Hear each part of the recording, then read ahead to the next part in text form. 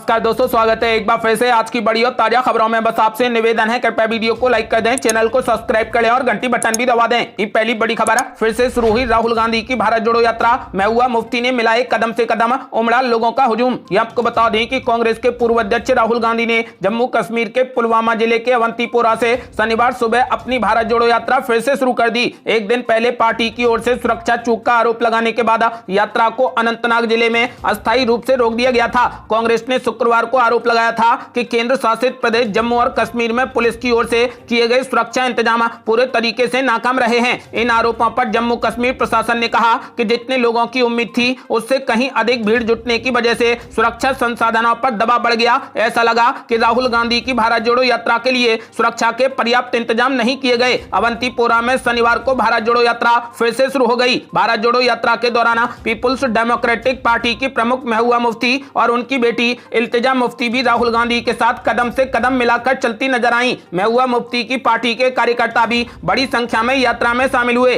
कश्मीर में राहुल गांधी के साथ में उनकी बहन और कांग्रेस महासचिव प्रियंका गांधी वाड्रा भी यात्रा में हिस्सा ले सकती हैं। भारत जोड़ो यात्रा के लिए सुरक्षा के लिए कड़े इंतजाम किए गए हैं। सुरक्षा बलों ने यात्रा की अगली जगह तक जाने वाली सभी सड़कों को सील कर दिया। केवल अधिकृत वाहनों और पत्रकारों को ही कार्यक्रम स्थल तक जाने की अनुमति दी गई। राहुल गांधी के इर्द गिर्द 3 स्तरीय सुरक्षा घेरा मौजूद है। आपको बता दें कि राहुल गांधी की भारत जोड़ो यात्रा फिर से शुरू हो गई है। और ये बड़ी खबर, भारत जोड़ो यात्रा में राहुल गांधी की सुरक्षा चूक पर जमकर भड़के मल्लिकार्जुन खड़गे। गृह मंत्री अमित शाह को लिखा पत्र। ये आपको बता दें कि जम्मू कश्मीर में भारत जोड़ो यात्रा के दौरान सुरक्षा में चूक का मामला गहराता जा रहा है। इस मामले में कांग्रेस नेता पहले ही सरकार पर निशाना साध चुके हैं। अब कांग्रेस चीफ मल्लिकार्जुन खड़गे फ्रंट फुट पर आ गए हैं। उन्होंने गृह मंत्री अमित शाह को खत लिखकर उनके हस्तक्षेप की मांग की है। उन्होंने कहा कि देश ने पहले ही 2 प्रधानमंत्री गवा दिए हैं। दरअसल कांग्रेस ने शुक्रवार को आरोप लगाया कि जम्मू कश्मीर के बनिहाल के कांजीगुंड में पदयात्रा के दौरान भीड़ ज्यादा होने पर जम्मू कश्मीर पुलिस ने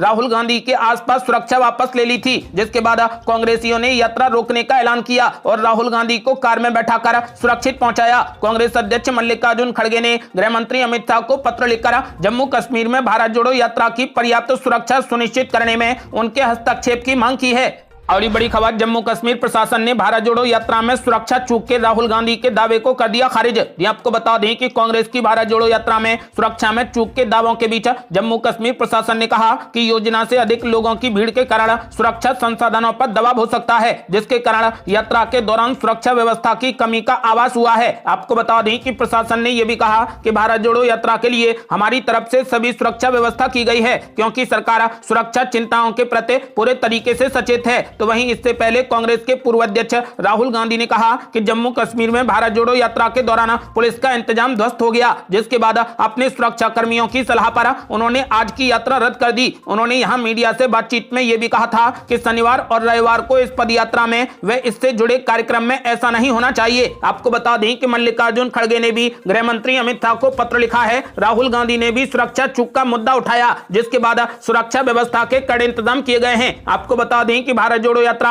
अब फिर से शुरू हो गई है।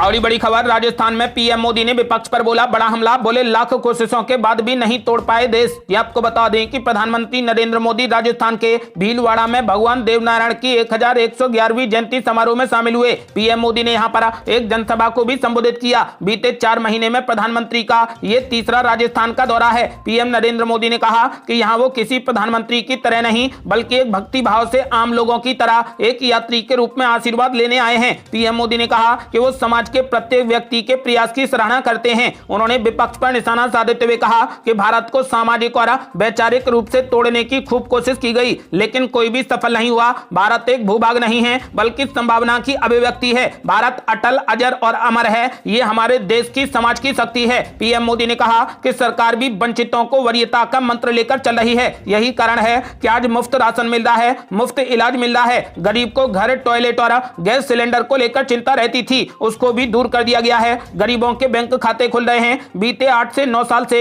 देश समाज के हर उस वर्ग को सशक्त करने की कोशिश में है जो उपेक्षित और वंचित रहा है। किसान को आज हर संभव मदद मिल रही है। छोटा किसान कभी सरकार की मदद के लिए तरसता था, उसे भी पहली बार पीएम किसान सम्मान निधि से सीधी मदद मिल रही है। भगवान देवनारायण ने गौ सेवा को समाज सेवा और सशक्तिकरण का माध्यम बनाया था। बीते कुछ सालों से देश में गौ सेवा का भाव निरंतर सख्त हुआ है। आपको बता दें कि पीएम मोदी मोदी ने इस दौरान विपक्ष पर भी जमकर हमला बोला। उन्होंने कहा कि लाख कोशिशों के बाद भी ये देश नहीं तोड़ पाए। अगली बड़ी खबर, मुख्यमंत्री नीतीश कुमार ने कांग्रेस के लिए कर दिया ना और केसीआर को कर दिया हां, इसके पीछे की वजह का हुआ खुलासा। ये आपको बता दें कि मुख्यमंत्री नीतीश कुमार इन दिनों केंद्र की राजनीति को लेकर सुर्खियों में हैं। कांग्रेस की भारत जोड़ो यात्रा के समापन समारोह में मुख्यमंत्री नीतीश कुमार शामिल नहीं होंगे। वहीं तेलंगाना के मुख्यमंत्री के चंद्रशेखर राव के कार्यक्रम में नीतीश कुमार अपना प्रतिनिधि भेज रहे हैं। इस पर आरजेडी के वरिष्ठ नेता वृषण पटेल ने कहा कि कांग्रेस की भारत जोड़ो यात्रा के समापन समारोह में मुख्यमंत्री नीतीश कुमार और उनकी पार्टी शामिल नहीं हो रही, जबकि तेलंगाना के मुख्यमंत्री के चंद्रशेखर राव के कार्यक्रम में प्रतिनिधि भेजा जा रहा है। इसका मतलब ये नहीं है कि वो कांग्रेस से दूरी बना रहे हैं और केसीआर से नजदीकी बढ़ा रहे हैं।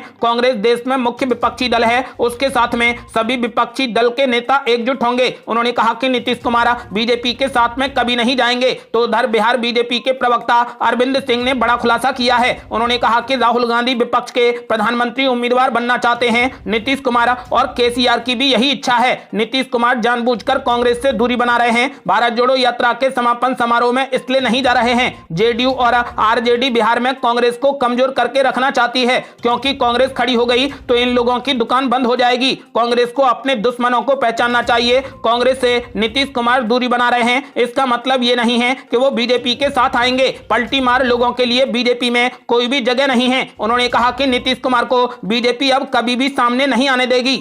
अगली बड़ी खबर, त्रिपुरा में चुनाव का बजा बिगुल, बीजेपी ने घोषित कर दिया 48 उम्मीदवारों के नाम। मुख्यमंत्री मणिक शाह की भी सीट हो गई फाइनल। ये आपको बता दें कि त्रिपुरा विधानसभा चुनाव 2023 को लेकर भारतीय जनता पार्टी कमर कस चुकी है। राज्य की कुल 60 सीटों में से 48 सीटों पर बीजेपी ने अपने उम्मीदवारों के नाम की घोषणा कर दी है। 12 उम्मीदवारों के नामों की घोषणा जल्द ही की जाएगी। मुख्यमंत्री doctor Manik Saha town Bordowali seat से चुनाव लड़ेंगे। आपको बता दें कि त्रिपुरा की 60 विधानसभा सीटों पर 16 फरवरी को मतदान होगा।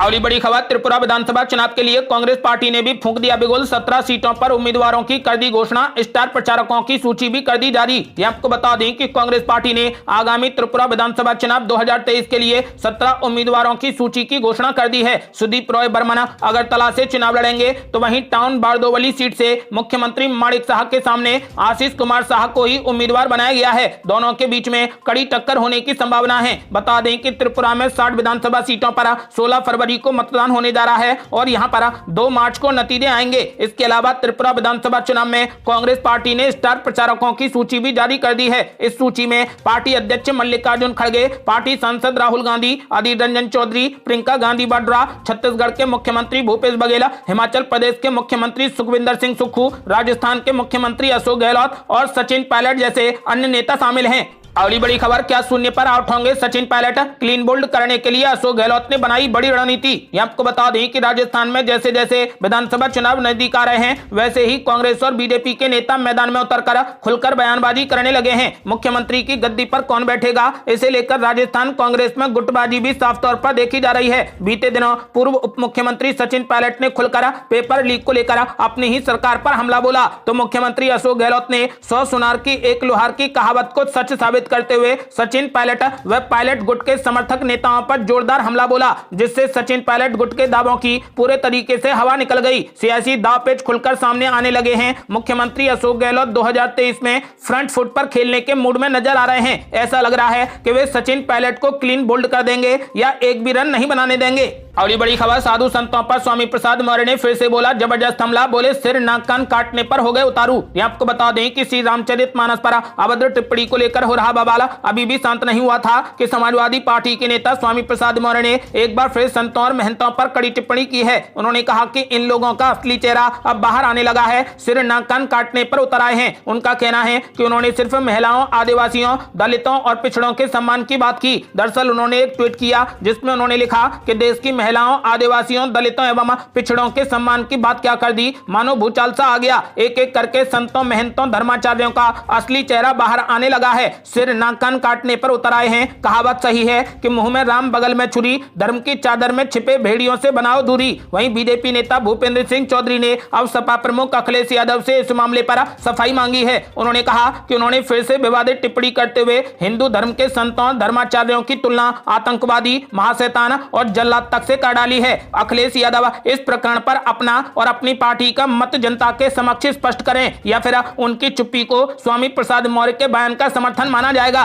और ये बड़ी खबर, कंगना रनौत ने हिंदुत्व पर किया ट्वीट, बॉलीवुड वालों को दी नसीहत, कहा मत बनाओ हिंदू नफरत का नैरेटिव। ये आपको बता दें कि एक तरफ शाहरुख खान की फिल्म पठान ने बॉक्स ऑफिस पर तबाही मचा रखी है, तो दूसरी तरफ बॉलीवुड एक्ट्रेस कंगना रनौत ने ट्वीट करा बॉलीवुड को नसीहत दी है। अब उन्होंने भी एक ट्वीट जारी किया है। उन्होंने हिंदुत्व को लेकर एक बड़ा बयान जारी किया है। कंगना रनौत ने कहा कि बॉलीवुड वालों, ये नैरेटिव बनाने की कोशिश मत करना कि इस देश में तुम हिंदू नफरत से पीड़ित हो। अगर मैंने फिर से ये शब्द सुना नफरत पर जीत, तो तुम लोगों की वही क्लास लगेगी जो कल लगी थी। अपनी सफलता का आनंद लो, अच्छा काम करो और राजनीति से दूर रहो।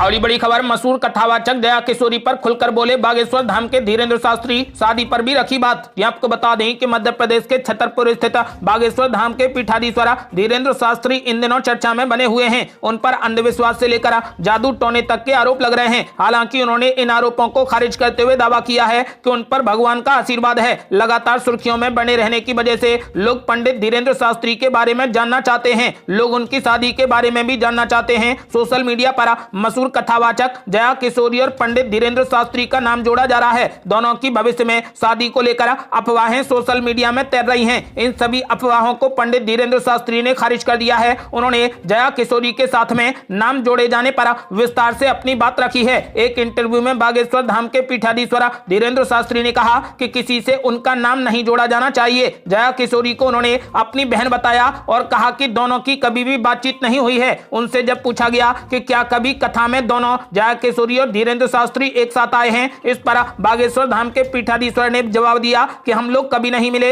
ये सिर्फ टीआरपी और हिट्स बढ़ाने का तरीका है। उन्होंने ऐलान कर दिया है कि वो जया किशोरी से शादी नहीं करेंगे। उन्होंने जया किशोरी को अपनी बहन बताया है। और बड़ी खबर, आम आदमी पार्टी ने नागालैंड विधानसभा चुनाव लड़ने का कर दिया ऐलान, जल्द होगी उम्मीदवारों की घोषणा। ये आपको बता दें कि आम आदमी पार्टी ने दिल्ली और पंजाब में भारी जीत के बाद अब नागालैंड विधानसभा चुनाव में भी उतरने का फैसला किया है। आम आदमी पार्टी के पूर्वोत्तर प्रभारी राजेश शर्मा ने कहा कि पार्टी ने चुनाव में उतरने का फैसला किया है। राजेश शर्मा ने कहा कि पार्टी जल्द ही अपने उम्मीदवारों की घोषणा करेगी। हालांकि उन्होंने ये नहीं बताया कि कितनी सीटों पर आम आदमी पार्टी उम्मीदवार उतारने जा रही है। फिलहाल आम आदमी पार्टी ने ऐलान कर दिया है कि वो नागालैंड का विधानसभा चुनाव लड़ेगी।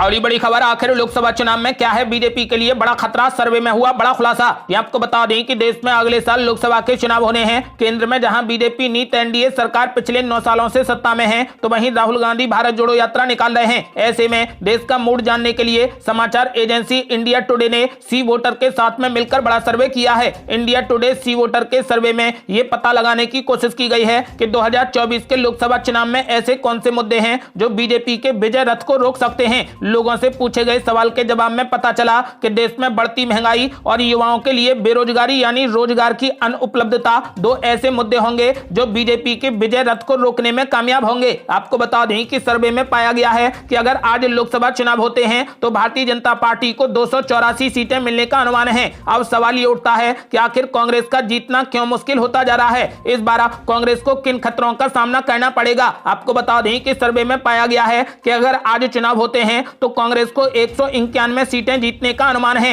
यह सबसे बड़ा खतरा यह है कि विपक्ष एकजुट नहीं हो पा रहा। सर्वे में यह भी सामने आया है कि यदि विपक्ष एकजुट हो गया तो बीजेपी के विजय रथ को रोका जा सकता है। आपका क्या मानना है? क्या अब विपक्ष को एकजुट होना चाहिए? अपनी राय हमें वीडियो लाइक कर कमेंट बॉक्स में जरूर दें। ऐसी ही ताजा और न्यू अपडेट जानने के लिए हमारे चैनल को लाल बटन दबाकर सब्सक्राइब करें और घंटी बटन भी दबा दें। जल्दी मिलते हैं बड़ी अपडेट के साथ, तब तक के लिए जय हिंद, जय भारत।